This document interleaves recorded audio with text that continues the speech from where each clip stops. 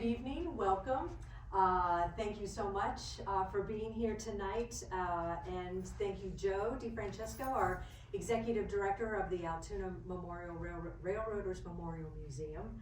My name is Julie Rockwell. I am the archivist at the East Broad Top Railroad. Raise your hand if anyone knows of the East Broad Top Railroad. Woohoo! Which is our unique narrow gauge railroad in southern Huntington County, located in Rock Hill Furnace, Pennsylvania. It is my great honor to be here tonight to introduce the museum's first railroad history after hours presentation of the year, From the Main Line, Reimagining the Pennsylvania Railroad, featuring photographer and educator Michael Froio. Based in the Philadelphia metropolitan area, New Jersey native and resident Michael Froio is owner, operator of Michael Froio Photography and the facilities manager and an instructor for the Drexel University Photography Program in the Westfall College of Media Arts and Design. With commissioned projects such as the various Historic American Buildings Survey and Historic American Engineering Record Documentations, Michael's numerous honors include having his work residing in noted collections at the Library of Congress and the Philadelphia Museum of Art. He is a featured photographer in the anthology The Railroad and the Art of Place, published in 2021 by the Center for Railroad Photography and Art, and is currently the inaugural artist in residence at the Historic Station Inn over the mountain in Crescent. I first learned of Michael's stunning photography by happenstance while conducting research on the Pennsylvania Mainline Canal in the summer of 2014. At that time, I was project coordinator for the Community-Based Studies program at Penn State Altoona and tasked to support faculty-student projects with the Pittsburgh to Harrisburg Mainline Canal Greenway, led by Jane Sheffield, Executive Director of the Allegheny Ridge Corporation. At random on the internet, I came upon a blog post titled, William H. Rao, Using Historical Works for Artistic Guidance. It was written by photographer Michael Froio and posted on his professional website. Michael's opening words intrigued me. Oftentimes as an artist, inspiration comes from many sources. Mine takes root from a fascination of railroads, geography, architecture, and history. With consideration of the Mainline project, there came a major source of inspiration, the photographic work of William H. Rao. Who was William H. Rao? Who was Michael Froio? It was Michael's blog post that stirred my passion for discovering William Herman Rao's late 19th and early 20th century photographic works, specifically his two commissions by the Pennsylvania Railroad, designed to attract leisure travelers to the wonders of experiencing the Eastern American landscape by way of the standard railroad of the world. By understanding and appreciating Rao's genius with the camera, producing gorgeous sepia tone and albumin prints, Michael's From the Mainline project simultaneously drew me in and opened my eyes to the beauty of our industrial touched natural landscape. His black and white format with clean, crisp compositions and juxtaposed shadowed perspectives hauntingly capture contemporary and abandoned rails and railroad infrastructure amidst daunting cityscapes, rural tranquility, and the harsh Rust Belt reality of our mainline communities. I soon became a big fan of Michael's work and his beyond common preservation by photograph approach. I have a deep soulful connection to the From the Mainline project, especially his series of images documenting the Franklin Borough from East Conemaugh and neighboring Johnstown. These images stir my childhood memories of growing up in Cambria County, remembering the familial glory days of Bethlehem Steel's Cambria Division. I used to muse that Michael Froio was Rao incarnate. No, I am wrong. Michael Froio is Michael Froio. In my humble opinion, he is one of the most influential and definitive photographers of the 21st century, documenting the art of landscape and its visible and invisible layers of the early parts of civilization, commerce, and the Industrial Revolution, as the current feats of transportation and technology have emerged and now have become a part of our complex historic transportation narrative. I'm thrilled tonight to share in this moment with you, to hear Michael Froio talk about From the Main Line and learn more about this impressive and distinctive photographic survey. Without any further ado, please welcome my colleague and friend, Michael Froio.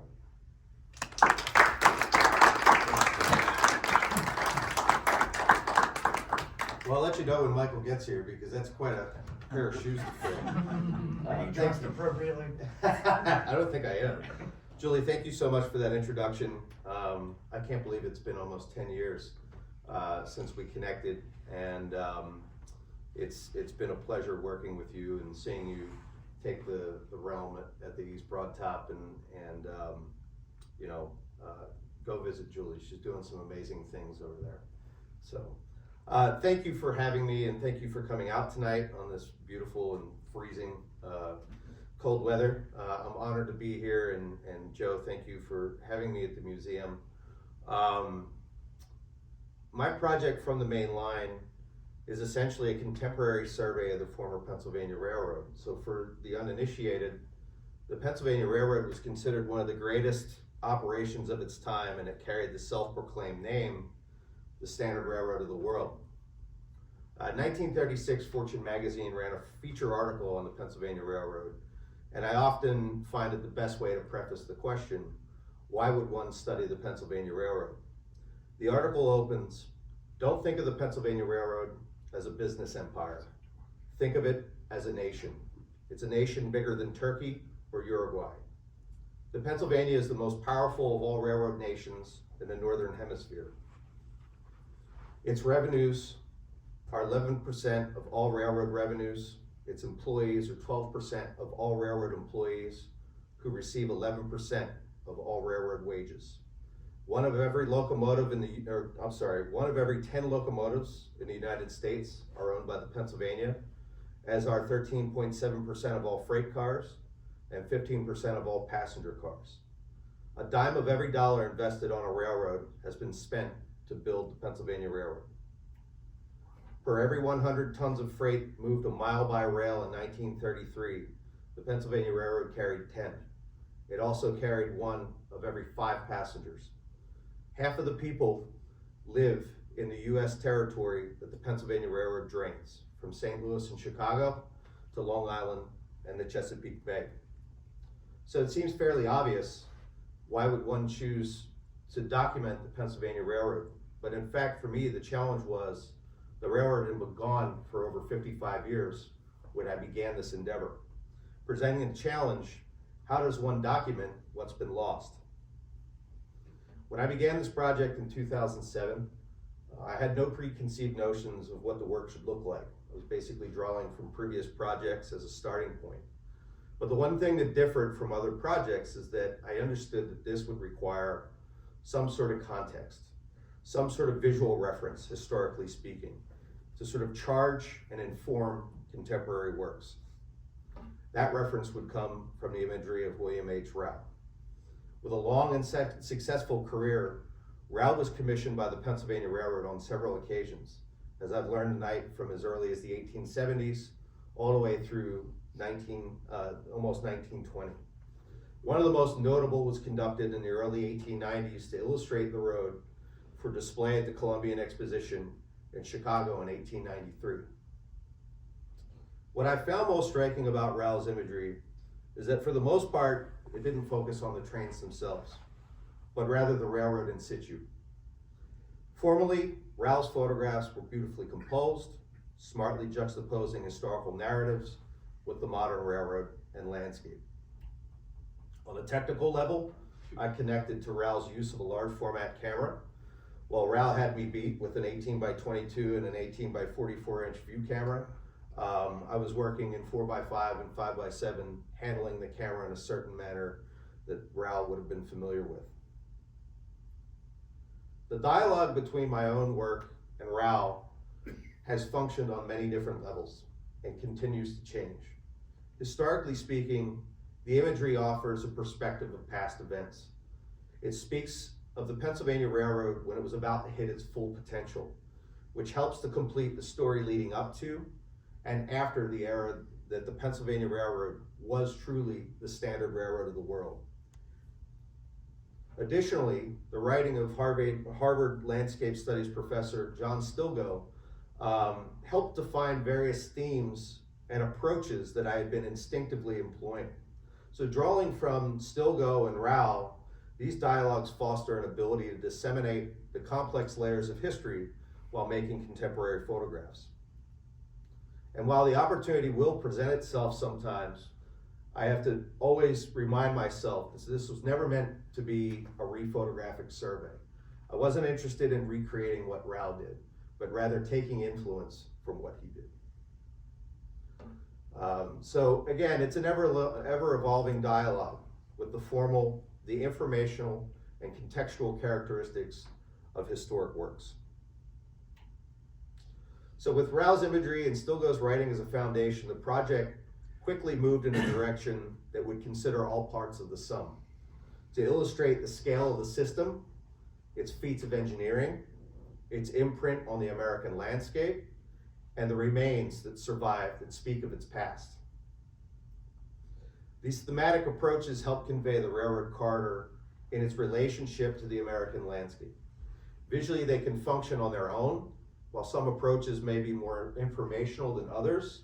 But combined, they provide viewers with a palpable sense of the might and imprint the railroad made on the Commonwealth of Pennsylvania. Considering the scale of man-made corridors cutting across the landscape's topography and its monumental infrastructure, and the seldom publicly seen terminals and freight facilities scattered all over the mid-Atlantic. The Pennsylvania Railroad was a leader in engineering. One of the most notable accolades during the improvements era of the 1880s and 90s was the standardization and systematic replacement of iron bridges for the use of stone arch structures, from everything from single arch culverts to viaducts across the Susquehanna River. And they developed routes to efficiently move freight on dedicated lines without interference from the public or passenger traffic. The Pennsy electrified the eastern division of the system between 1918 and 1938 in the dense and industrial Northeast, and a significant part of this was accomplished during the Depression without government funding. In the wider context of the landscape, we consider the literal and the figurative, stations that connected people and places with their network and other railroads across the country. The rivers that so often provided the suitable path for canals and railroads alike. And the stories that these landscapes hold, like the Conemaugh Valley at South Fork and the catastrophic flood of 1889. To consider the remains, we must include its predecessors, such as the Commonwealth-owned Main Line of Public Works, a canal and rail system that was the precursor of the Pennsylvania Railroad. The evidence of previous alignments and relics of the improvement era, and finally the loss and changes of its network reflected by the division of properties during the Penn Central, the creation of Amtrak, Conrail, and its successors, CSX, and Norfolk Southern. The best way to see these themes and their interactions is through sequencing. Naturally, the railroad is a linear sort of concept, and the progression of the railroad and the landscape can by default be placed in a geographic order. With that in mind, I wanted to make a nod to how Raoul and other photographers would disseminate to the public the experience of traveling the Pennsylvania Railroad. So tonight I put together a sort of experiential route guide that reminisces towards the ones that were produced during the 19th century with the work of Rau, Gudekunst, Purviance, and other photographers that were commissioned from the 1860s through 1910. With that in mind, let's take a trip from Philadelphia to Pittsburgh. From Philadelphia's 30th Street Station, we depart from the centerpiece of one of the largest public-private urban renewal projects which took place in Philadelphia over the course of some 20 years. Weaving our way through Penn Coach Yard, the westward passenger main snakes its way through the 36th Street connection towards the Mantua section of Philadelphia. Soaring over the line is the West Philadelphia Elevated Branch, often referred to as the High Line. Completed in 1903, it served as a bypass for freight traffic around the busy terminal. At the epicenter of one of the most complex junctions in the world stands the interlocking tower at Zoo, named for its proximity to the Philadelphia Zoological Gardens.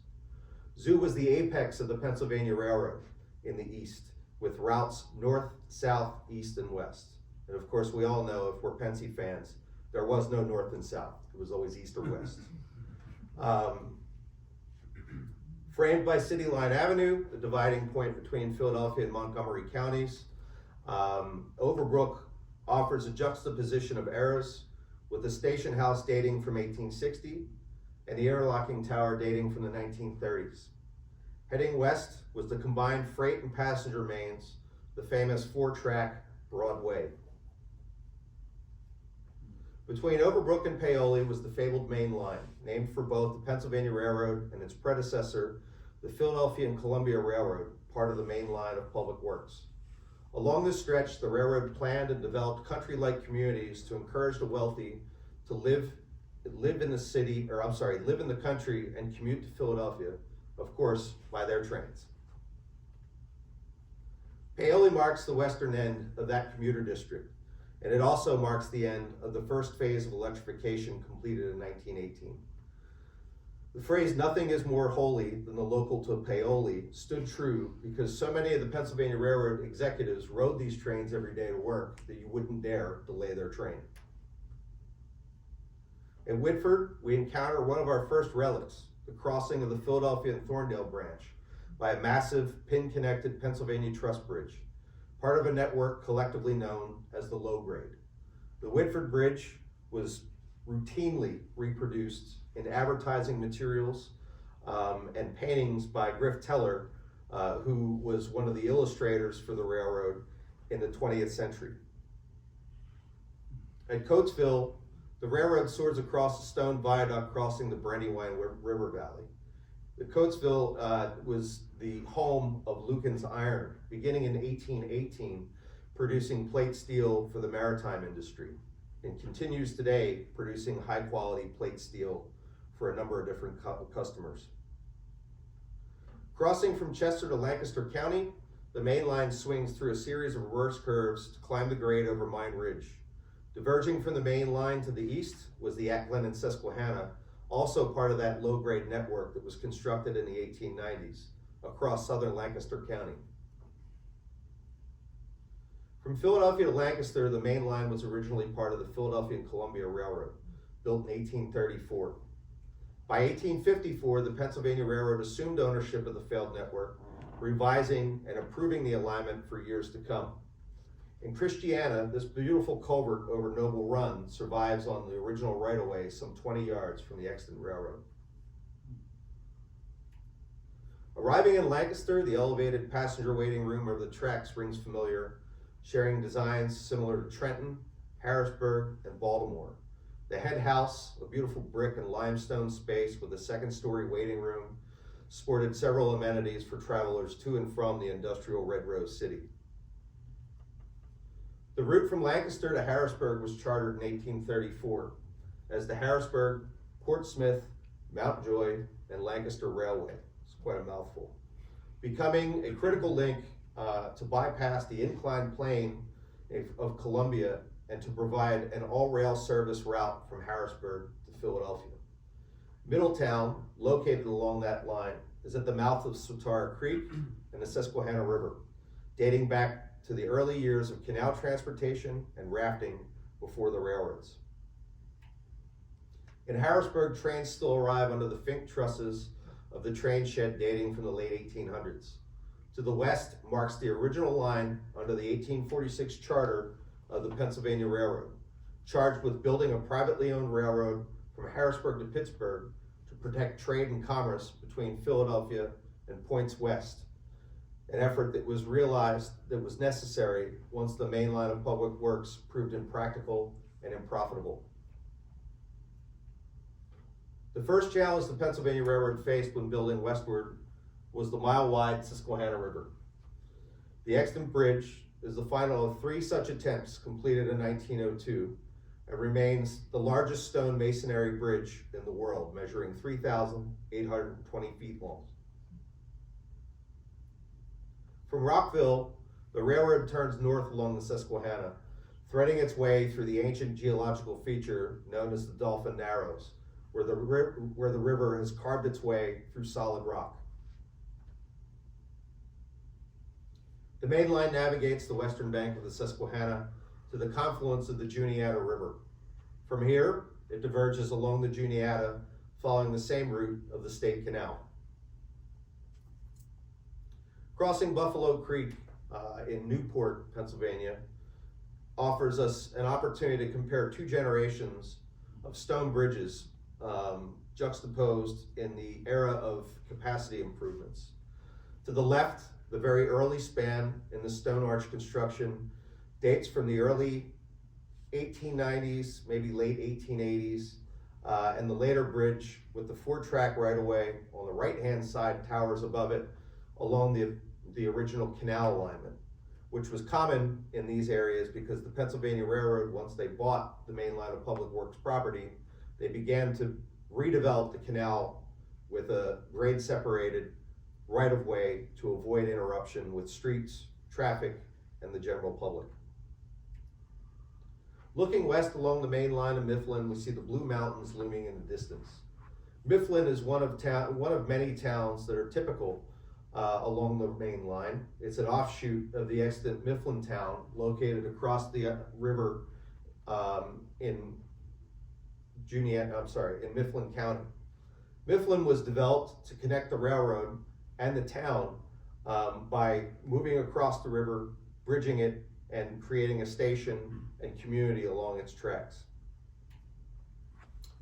Deep in the Lewistown Narrows, the railroad and the canal threaded their way through the narrow gap in the Blue Mountains. Early stonework along the distant bank reflects part of the original Pennsylvania Railroad's construction in the late 1840s and early 1850s.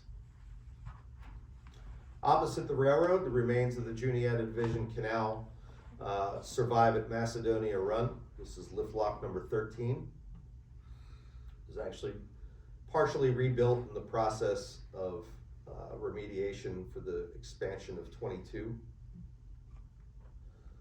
Lewistown Junction marks the site of one of the oldest extant passenger stations on the Pennsylvania Railroad, and it's also the connection of the Sunbury and Lewistown branch. Rail yards here once served the local industrial economy, including American Viscose, visible in the distance, and Standard Steel in nearby Burnham. In the shadow of the Maze Bridge under the skewed arch stands one of the original stone piers that supported an iron truss span crossing the Juniata, replaced in the 1890s. And in Mattawanna, this structure stands along the railroad at East John Street. If you look carefully, the date mark on the left-hand corner of the building reads 1850, the same year the railroad reached town. Mm-hmm. Bridge 147 is one of the later stone bridges over the Juniata, built under the guidance of Alexander C. Shand, successor to Chief Engineer William H. Brown, aka the Stone Man, who was known for building such stone bridges. And this was built on the alignment of the former canal aqueduct over the Juniata at the east end of the industrial town of Mount Union. Company houses of one of several brick manufacturers line Pennsylvania Avenue in Mount Union, along the old main line and interchange with the East Broadtop Railroad. When the railroad used the former canal property to relocate these railroad main lines, the old alignments were often retained, such as this, to connect with local customers and smaller railroads. In the same vicinity, some 20 years later, vegetation takes back the dual gauge trackage along Pennsylvania Avenue in the center of town. Thankfully, I can say this doesn't look this bad now. They've since cleaned this up. But that first image, this one here, go a little off here. I actually made this when I was in college in 1999, not realizing that I'd be back for 20 years making photographs out here again. So half of these houses, including the one that I'm standing on, are even gone too. High above the Jacks Narrows and you can see the village of Mapleton. There's Ganister rock quarries used for making high quality refractory brick all throughout this area. The particular one that I'm standing from employed a trail of over 1,000 steps that quarrymen climbed each day to get to work, known as the 1,000 Steps Trail. I can speak from experience, having hiked this trail. They lied, there's more than 1,000 steps. Oops. With the same mountain visible in the distance, small frame house stands along the right of way in the quiet village of Mapleton, which was also a critical repository of Ganister rock and silica sand. At Mill Creek, stunning views are afforded along the Juniata River with the rolling mountains to the west. This photograph always makes me think of a nod to the scenery and compositions of William Rao. In Huntington, the county seat, several relics stand along Penn and Allegheny streets. Here, the original passenger station, dating from 1872, stands at a distance from the existing main line, reflecting the location of the original right-of-way through town. On Penn Street, the juxtaposition of an early stone bridge in the foreground and its successor in the distance are visible along Standing Stone Creek. Along King Street in Petersburg, dilapidated structures line the street that once led to the train station and junction with the Petersburg branch to Hollidaysburg. The Barry Straight Line was a segment of railroad that the railroad enjoyed some of the last tangent track before encountering a major obstacle ahead, Tussey Mountain and the Little Juniata River. With a sharp oxbow in the Little Juniata and nowhere to go, the railroad was faced with no choice but to tunnel through the ridge at Spruce Creek. The first bore completed in 1849 and supplemented with a second bore to the north completed in 1889. The original bore would ultimately be retired, due to be prone to cave-ins after expanding the new tunnel during the Conrail era for clearance improvements. As we leave Spruce Creek behind, we enter a 10-mile stretch of the railroad, probably one of my favorite stretches, where engineers faced the expensive reality that they would have to bridge the Little Juniata River 12 times between Spruce Creek and Tyrone Forge. This trackside view is at bridge number 1. In the woods, out of view from the right-of-way, stand stone piers that carried one of the early iron bridges on a previous alignment, eliminated as part of the improvements in the 1890s. One of the many little villages developed around forging, Birmingham barely registers as you wind your way through the narrow valley of the Little Juniata River.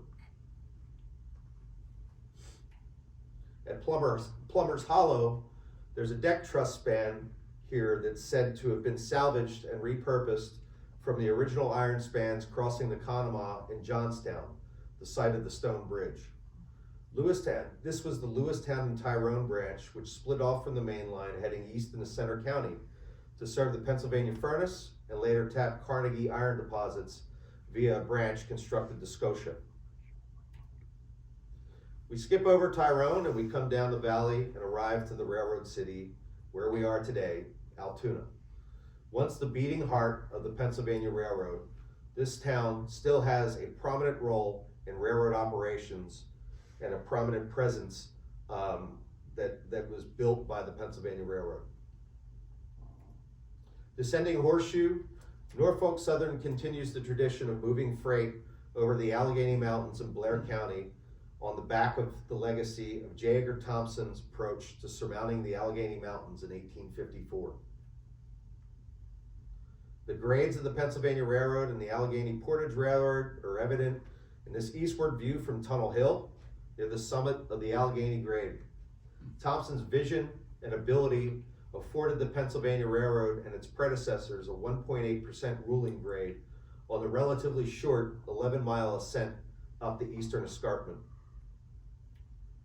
On the west slope, the eastward climb through the small hamlets and mining areas is a sustained 25-mile climb from Johnstown, more than double the distance from the east slope. The Sonneman Prep Plant is a loadout along the old main line in Portage, Pennsylvania, whose name hails from its locale along the Allegheny Portage Road.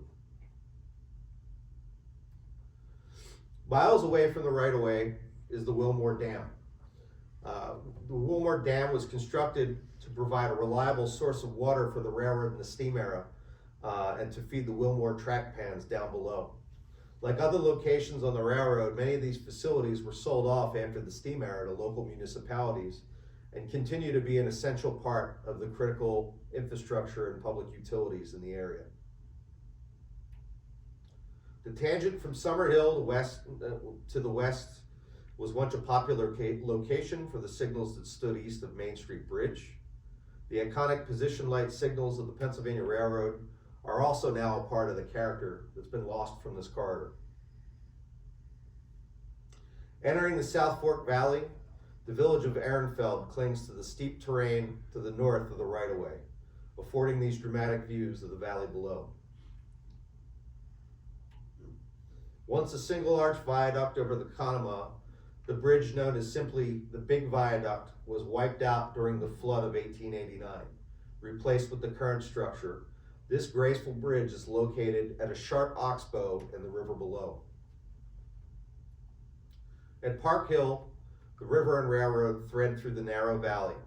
It was said that when the flood reached this valley in 1889, the wall of water and debris was over 80 feet high. A signal marks the location of AO Interlocking, once a remote outpost that got its name from the telegraph abbreviation after Oxbow, marking the beginning of the Johnstown terminal area. East Conemaugh and Franklin are the first communities along one of the most concentrated, industrious stretches of the Pennsylvania Railroad main line. More traffic was generated in this region at its peak than many others along the Pennsylvania Railroad system. The stately brick station headhouse stands sentinel over the main line with the iconic inclined plane visible in the distance. This station, designed by architect Kenneth Murchison, greeted countless travelers in the storied Seal City of Johnstown. Murchison was also responsible for designing and constructing the Hoboken Terminal for the Delaware, Lackawanna, and Western, and also Scranton Station and Scranton Lackawanna Station, as well as Baltimore Penn Station. The 1889 stone bridge, which played such a central role in the Johnstown flood, continues to serve its purpose today. Visible in the distance was the lower works, where the original smith and forging shop from the 1860s continues its legacy with the Center for Metal Arts. There you go, Pat. Leaving Johnstown behind, the railroad enters the Conemaugh Narrows, running along both sides of the river, the far side being the main line, and from the right crosses over the Sang Hollow extension. One of the few areas where the Conemaugh River widens out, New Florence marks the point where the main line crosses back towards the Sang Hollow branch and the junction with the Conemaugh line. At Grapeville and Jeanette, glass manufacturing was prevalent. Here, the ruins of Westmoreland Glass stand along the right-of-way. In the industrial towns east of Pittsburgh, the Turtle Creek Valley is home to the Pitcairn Yard, once one of the largest rail yards on the Pennsy. The view here actually shows two lines, the main tracks on the left and the single Mon line to the right. There was once far more trackage here in this right-of-way, but basically the Mon was the gateway to the industrial Monongahela Valley to the south and provided a bypass around Pittsburgh to the west. At Wilmerding, the line passes the iconic Westinghouse air brake shops, where one of the most important technological developments in the rail industry has been manufactured for over a century. As we wind our way into the industrial Pittsburgh region, views of the sprawling Edgar Thomson plant works are available from the elevated hillside. Thomson, the first chief engineer and third president of the Pennsylvania Railroad, was named after the works by his friend Andrew Carnegie, who was given his first opportunity on the railroad as a young man by Thomson. Reflecting on the ongoing nature of this project, we leave with one last sweeping view of the Mon Valley, once one of the largest steel producing regions of the country and a significant part of the Pennsylvania Railroad's traffic base. Finally, in a dark terminal, we arrive under the canopies of Pittsburgh Penn Station, where the Pennsylvania Railroad once dominated passenger service in the Steel City. This photograph serves as a poignant reminder that one of the biggest losses of all historic roads was the loss of passenger trains. After many years of work, I thought by now I'd probably run out of things to photograph, and I'm completely wrong. I continue to work diligently photographing existing structures and spaces, and even noting changes that from when I began this project almost 17 years ago, sort of proving that over and over, nothing on this landscape is permanent. The fact is, the Pennsylvania Railroad, like many other major road that has survived, continues to do exactly what it was intended to do because of the visionaries who engineered and refined these systems that have lived well past our corporate identity. The spirit of the Pennsylvania Railroad is alive and well in its bridges, in its right-of-way, in its conduit that provides a seemingly endless string of capacity for intermodal double-stack trains that the likes of Edgar Thomson could never have imagined. As I continue to create work for the Mainline project, dissemination comes in many forms, from lectures like this, to books and essays, to blog writing and exhibitions. The intention has always been to connect the work with a wide-reaching audience, not just for the art world, not just for the rivet counters, not for the people that are just trained people, but for everybody, because we all have some sort of connection to the railroad and the landscape. It has even led to commissioned work in the form of engineering documentation and time-lapse for operations like Conrail Shared Assets, as well as Habs hair photography for both the railroads and other industrial companies. As the work continues, it still evolves. The dialogue with local, regional, and national history, imagery, and ephemera still informs and inspires my work, probably now more than ever. And from this work has actually come opportunities to grow this project and this effort nationally, being invited to build a collection for the Library of Congress, celebrating the imprint of railroads on the American landscape at large.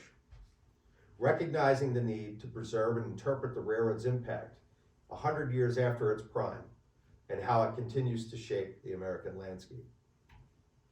So I'd like to thank the museum for having me, and I would like to take any questions if you have them. Please, thank you.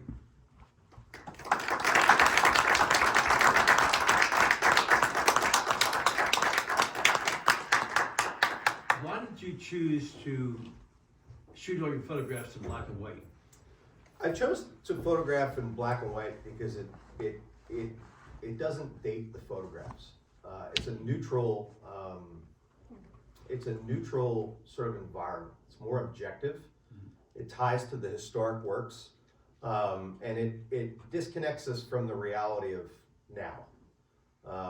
And you know, it's from a technological standpoint, it was a lot simpler as well. But I mean, that wasn't the reason why I did it. I've almost always worked in black and white because of that nature. Yeah. So why do you want to disconnect it from now? Because I want to present it as sort of a timeless era. I want it to feel contemporary, but also have it connected to the past. And I think by keeping color out of it, it achieves that intention. Yeah.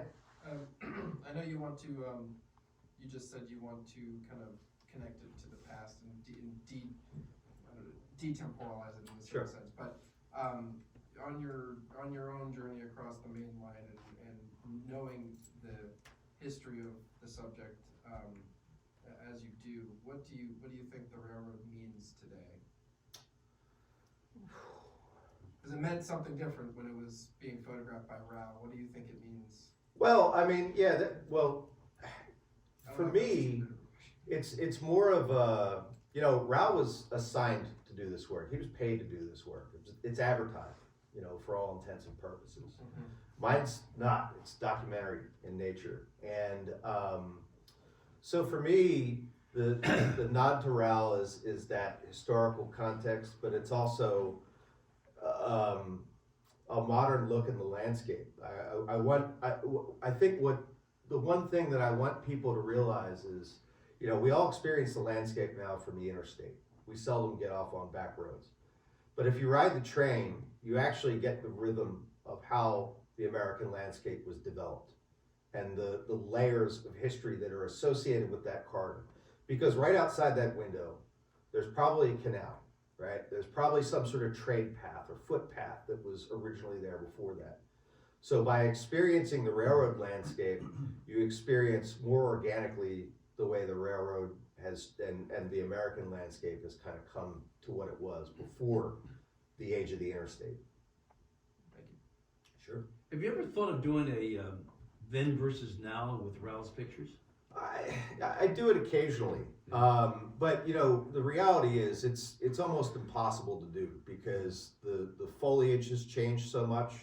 You know, in the 1890s, a lot of timber was harvested, and steam locomotives by default sort of took care of the tree problem because it burned them all out and made the soil so toxic. But in situations like Jack's Narrows or the stone bridge over the Conemaugh in Johnstown, yeah, I will make a sort of direct connection like that. But it's not what it's about. Raoul, like Julie said, I'd written before, is kind of my creative guidance, you know, as opposed to a textbook response.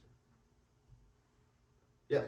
Were there any specific areas, Michael, that you photographed along the main line where you felt little to nothing has changed since the days? What were those areas? Jack's Narrows is one of them.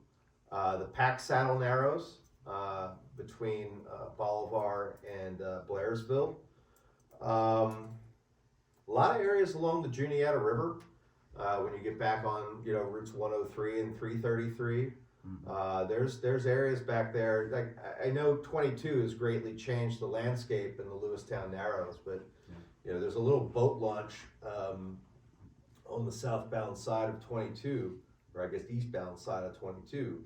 You get down to that water, and if you can just tune out the road noise, you're down there in that riverbed, and it feels like time stopped. So there are a lot of places, and even little towns like Newport, Duncannon. You know, there's these beautiful little quiet connections to the past. But Pack Saddle Narrows and Lewistown Narrows are by far two of the most spectacular places. Thank you. Sure. For your process, are you taking photographs first and then doing all of this wonderful research, or are you a combination of both? A little bit of both. So when I first started, you know, I was just kind of coming out here and just reacting. And when the first year I made 3 trips in the fall and 1 in the spring, and I had a long period of time where I wasn't able to travel, and that's when I started really visiting the Library Company of Philadelphia, who holds the Rao collection, and spending time with that work and creating that dialogue between Rao's work. So in that time and reading, you know, both the Stilgo essay and the book that was published along with Rao's work, and then also the Metropolitan Corridor, it started to, like, number one, connect the dots and things I was already looking at, and then number 2, drive the want and need to do more research and actually start writing about it and thinking about it in a wider context. That was something I never thought would happen. If you told me I'd be writing and doing research, I would have laughed at you 20 years ago. I was not interested in that, but it's an enrichment thing. It makes the work function at different levels. So, yes. Outside this room, there's a map with lights. One of the buttons shows all the Pennsylvania Railroad rails all over the state. How in the world did you choose which ones to photograph? Well, so even in this slideshow, right, I have work that goes all the way up to New York, all the way down to DC, down, through the eastern shore of Maryland and up to Renovo on the Philadelphia and Erie. The priority is the main line because that's what's largely intact, and it's also characteristically more pronounced of what the Pennsy engineered because of the scale of its infrastructure. When you get out onto the branches, it's a completely different feel. I actually just spent a week down on the eastern shore this summer, or September, photographing the line that Alexander Cassett built in his time when he left the Pennsylvania Railroad and came back. And his job was to engineer this line that connected Philadelphia and New York with Norfolk, Virginia. And they literally built it down the middle of the peninsula, the Delmarva Peninsula, at the highest point, so they didn't have to build any bridges. They didn't have to make anything complicated. They wanted to be as cheap and as straight as possible. So it's interesting because while you look at this monumental infrastructure on the main line, in the other ways, sometimes the railroad is really cheap. They would try to do something as simply as possible, and it makes sense. But for the bang for the buck, the main line is that's been my focus because it's got the most content. But that doesn't mean I haven't gone down the rabbit hole on the other ones.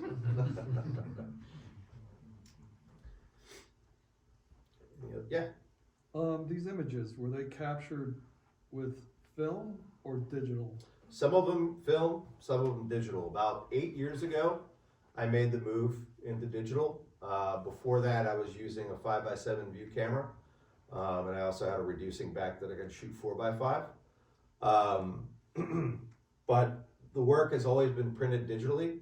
The negative being scanned and printed digitally gives you so much more control than trying to work in the darkroom.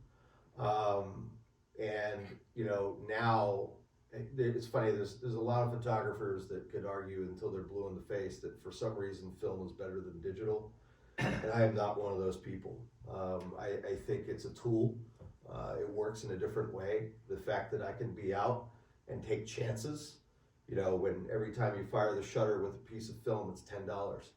So I can go out and make 150 photographs, and if 110 of them are crap, that's okay. I can move on from that. It allows me to take chances, and also the immediate feedback, and not having to sit on a hotel bathroom floor taped into a bathroom to load film holders.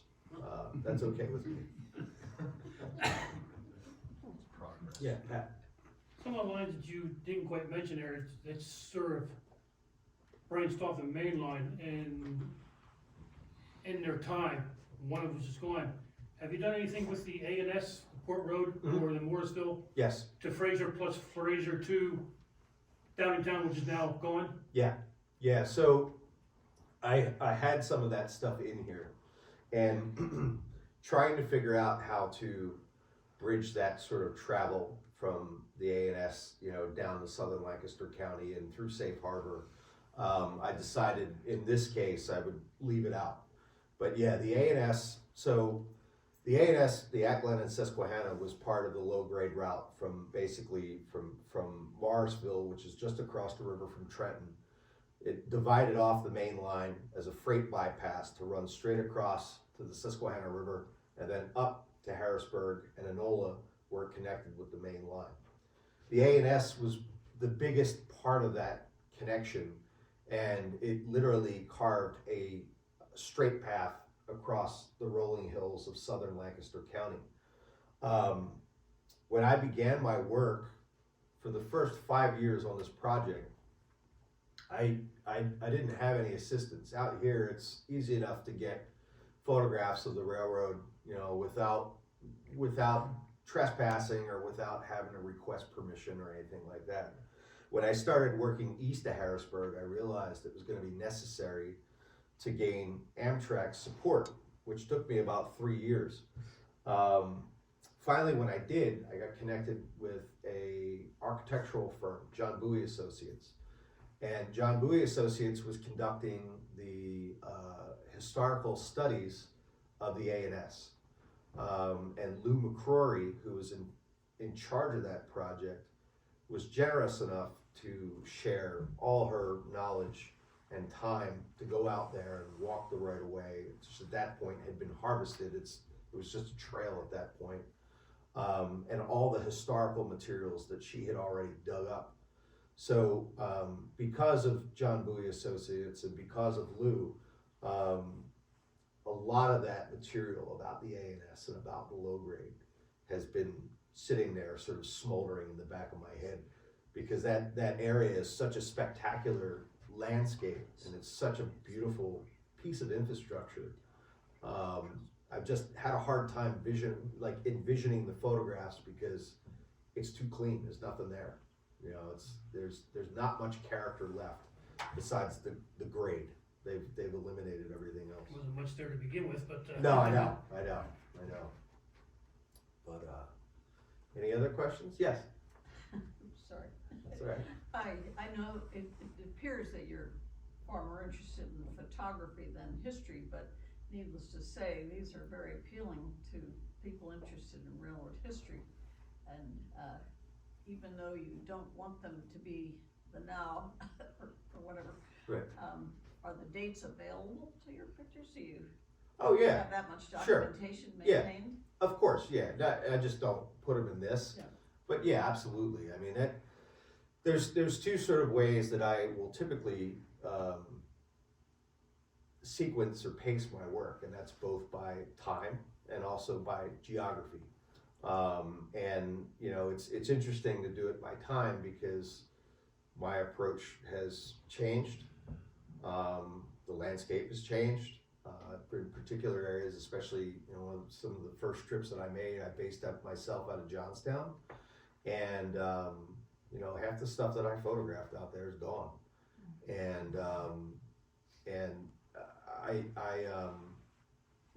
do think that's important to acknowledge, and it's an important thing to, as sort of a documentary approach that has to be preserved. It's just not in this presentation. Anything else? Kind of in line with that, are you familiar with the Brilliant branch in Pittsburgh? Sure. Yeah. So that's slated to be a rails to trail very soon. Oh, is it? Yeah. I didn't So know that. Yeah, its time is imminent Yeah. if you don't have pictures of it. Yeah, I'll have to make contact because that's it. So did Carload Express turn that over yet, or do they still own it? I have not seen a filing, like an official filing, Okay. but it's in the newspapers. Okay. Yeah. Yeah, I have a friend that is associated with them, so I'll have Yes. to reach out and go make a visit. Yeah. As you can see, as I get further away from Johnstown, the work gets a little bit thin. I mean, I haven't fully covered Pittsburgh. I've done a fair amount on the Mon Valley, but I still need to do a ton of work out on the West End because I just haven't. It's just a long way to get out there. Yeah, and there's 3 different routes, right? Yes, exactly. Three Yeah, you got the issues. Conemaugh, you got the Mon, you got the Main. Yeah. Yeah, it's a lot. Yeah. Are you hoping to get out there before they do their clearance projects and rip out all the old bridges Where are they doing the clearance project? in downtown Pittsburgh? Oh, really? Yeah. Then yes, When is that slated to begin? Over the next 7 weeks, I'll check the schedule. Okay. Oh, you said over the next several years. Yes. Yeah. Okay. Well, that's news to me. Yeah. Are you open to any collaborations or anything? Anybody open to focusing on different branch lines like the Cove? I mean, all the, if I'm in an area where the opportunity allows, absolutely, yeah. Because I was inspired to like do a little bit of extra photography, especially like around the Everett Railroad area, like in Okay. Hollingsburg and stuff. I'd love to see it. Anybody else? Yeah. I understand most of your work is inspired by RAL, which was primarily the main line, but have you ever considered doing works on like any of the short line railroads that worked in conjunction with the Pennsylvania Railroad? Like ones that would run from the mines to. Yeah, absolutely. And I have, not necessarily, I haven't done the East Broad Dock, which, you know, that's one that I need to do.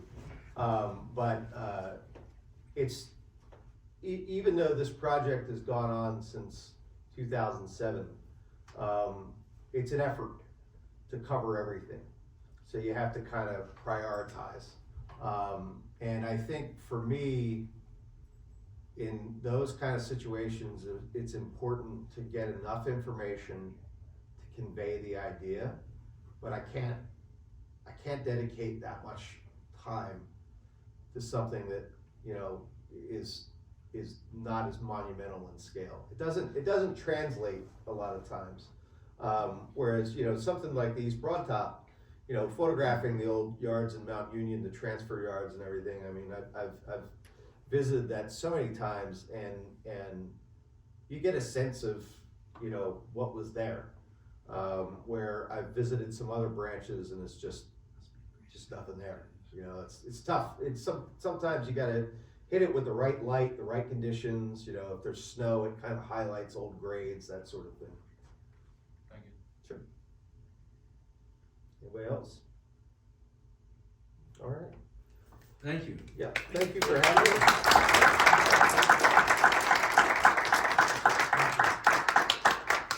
Well, before we conclude, I'd like to offer you a museum membership Oh, thank you. and an open invitation to display and have an exposition here at the museum. I'd love to. So I'd something, be honored. in fact, we already talked about that, right? So Yeah. cat's out of the bag. During your talk, I noticed one thing you said about RAL Mhm. and not realizing as early as work as the 1870s. Would you Yeah. like to share why you had that revelation? Why don't you? That's Well, you're the yeah. hey, no, No, this, no, this no, is but- the expert in the field here. I feel. Well, so Joe and I were chatting the other day, and they recently received a gift, right? Yeah, and Matt Wolf, our archivist, set this up. So Yeah. Yeah. So they received a gift of one of the, you know, Raoul used a panoramic camera that had a very distinct sort of convex effect because it had a traveling shutter. Anyway, a lot of us have seen the later versions that he made of Horseshoe Curve. What I didn't realize, and what Joe realized by this generous donation, is that Raoul had worked out here as early as the 1870s, because there's a set of photographs that show the gradual change over 30 years of Horseshoe Curve, going from 2 tracks to 3 tracks, right? Excuse, to 4 tracks. 4 to 3. What's that?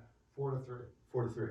No, No, actually, it went from 2 to 3 to 4, then back to 3. back to 3. Yeah. Yeah.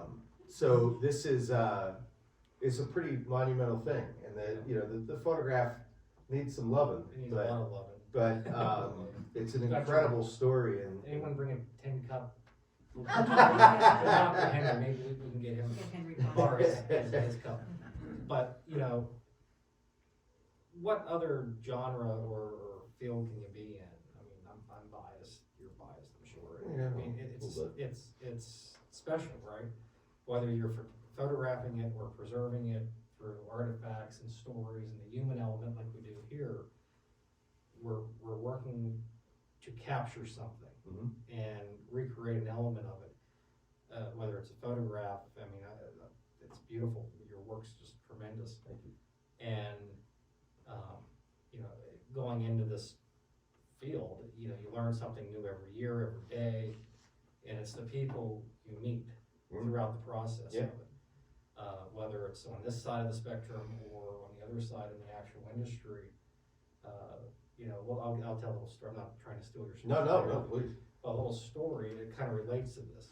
And what you're capturing in your images is something that when you experience it firsthand. And Pat can attest to this, working the mountain, working the railroad, is when we did our Santa at the Curve a couple of weeks ago, before Christmas, I was invited to ride up on the engine, taking Santa to Horseshoe Curve. So riding in the cab of the trailing unit at night, with the headlight, even though dim, casting, you know, a beam onto the right of way, you get a sense of, well, it's the same grade, virtually, give or take a few feet of ballast. And, you know, the darkness blocks out modern life. Yeah. And going up the mountain, it's probably a very similar experience since 1850. Yeah. Really, I mean, yeah, the things have improved, things are different. You're in the cab of a, you know, a modern locomotive, but it's the visuals of it, right? And seeing that Broadway, even though it's 3 tracks and, you know, give or take, in some areas. Just seeing that, and that's something at the museum, I think we're in a unique position with the restoration of the K4, is we want to step back in time, and there's only one way you can do that, is by having these relics around, these artifacts, and making living history opportunities, and, you know, be able to blend different mediums of that. I think it's really, I mean, again, I'm biased, but very blessed to be in this role, because we can combine all these different talents and gifts and assets to give something back to the community. And to do that, it's great to have you here tonight and have all of you here with us. Our next talk, I'm not leaving anything out, am I, Matt? Nope. Okay. He keeps me straight around here. Stay on track. The next talk will be February 1st. And our future dates will be announced on our website at railroadcity.org/events. So if you're not a member, please become one, because that's the primary way of getting this information out. And if you've attended our History After Hours previously, we've changed the format slightly to be more railroad focused. So the next several talks, or the next 3 talks, I should say, will be railroad oriented. February 1st, is that, are we doing the Penn Central talk? And then that's you or me. I don't know. Matt or I will be. It's an internal decision to be determined yet. But it's going to be focused on Penn Central. And then the next talk will be on the railroad infrastructure in Altoona and the K4. So that'll be my talk. And then in April, Al Chirella will be giving a talk on the history of the Pennsylvania Railroad with his latest book, on the PRR. Yeah. So that'll be a tremendous talk. And then that will conclude this year's series. Again, a shortened series versus in the past. And then our local historical society will be picking up for the rest of the year here. So we don't want to have dueling lectures. So we're going to complement one another. So Nice. it'll be a great time. And then in May, we have the Pennsylvania Railroad Technical and Historical Societies Convention. There'll be a lot of talks. You're going to be back for that. Yep. I'll be giving 3 talks, one on the curve, the K4, and you're the keeper of that, right? Of all the talks. Jack, I don't know if you want to share anything else. I'm giving 2 talks. Okay, so that's right. You're That's giving right. 3 different talks. I'm giving 3 different talks. Yeah. So it's gonna be great. I already signed up for it, so I'm hooked. And then the closing ceremonies will be out here in the yard, so it'll, you know, you're gonna be sick and tired of seeing it. But To add to that, Julie is curating a show at Sama with good. William Rao. Good. Yes, Dante Dandria is here. He is the site coordinator for the Southern Alleghenies Museum of Art here in Altoona. And Dante, can I put you on the spot to talk about Stephen Allen and Rao? Yeah, what if I said no? I would just take over. Yeah, so, the Southern Alleghenies Museum of Art, in downtown Altoona, across the tracks here, in April, we'll be having, two parallel exhibitions that, whose main subject will be the railroad. I'm working with, like they just said, Julie here as the guest, she's our guest curator. She has, started, picking which, photos from the RAL collection will be on display, starting in April. But the unique part about this, because we've shown RAL photographs before, we typically do it at least once every year. The unique portion of this exhibition is its sister parallel exhibition, which will feature photographs from New York photographer Stephen Mallon. That show is called Passing Freight. It is a collection of landscape photography detailing the locomotives on the railroad as it is in present.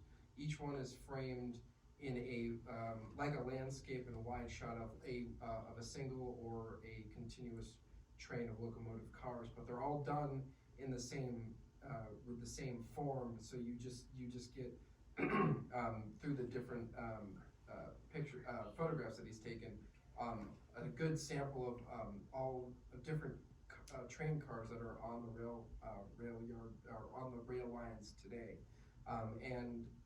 My vision for these two exhibitions running in parallel is kind of a way for us in Altoona to explore the railroad's past as well as its present in photographs.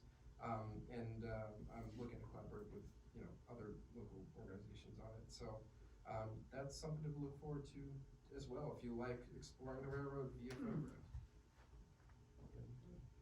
All right. Yeah. Mike? And also, my work is still on display at the Station Inn up in Crescent, Pennsylvania. If you contact Pat, the innkeeper, she can get you down to the yard office, which is the bar and future restaurant and event space that the Langs are working on restoring. There's about 20 photographs on display there. They will be up probably through the end of April or May. Good things. Yeah. Good things everywhere. And also, I do have a handful of the mainline books. If anybody's interested, they are available. And if you want them signed, I can also do that with my chicken scratch too. Sounds good. All right, Mike? Thank you. Thank you again.